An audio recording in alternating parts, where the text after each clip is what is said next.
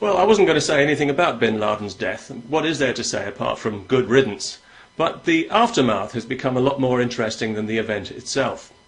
Now, personally, I don't think the Americans did anything wrong, despite all the noises we've been hearing all week, especially here in Europe, about legality and human rights and blah, blah, blah, from people who would love to frame America as the bad guy here for taking out this enemy field commander and self-confessed mass murderer without allowing him access to an army of human rights lawyers eager to show he was suffering from low self-esteem and should be entitled to counselling and compensation.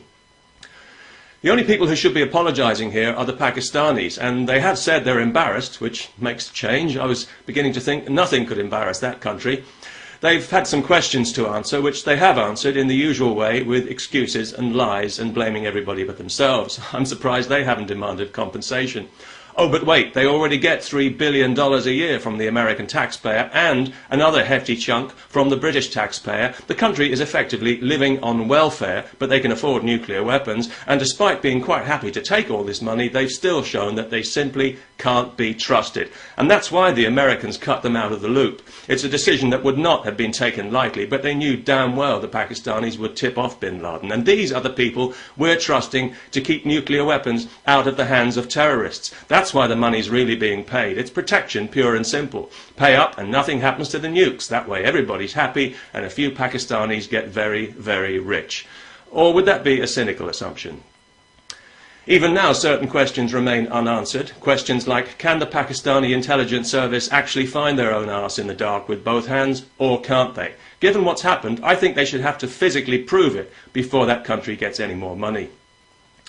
Meanwhile, President Obama deserves some credit for giving the go-ahead to take out the trash, as it were, but in truth he needed this. He's a politician, he needs to be popular, and he needs to show he's got a little Reagan in him as well, even if it is just for show, otherwise he knows he hasn't got a hope in hell of being re-elected.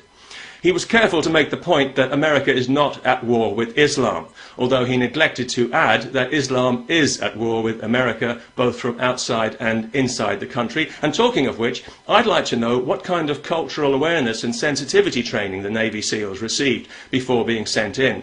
I hope they showed some respect and remembered to remove their shoes before entering. I also hope they didn't accidentally damage a copy of the Quran or, heaven forbid, interrupt anyone who was praying.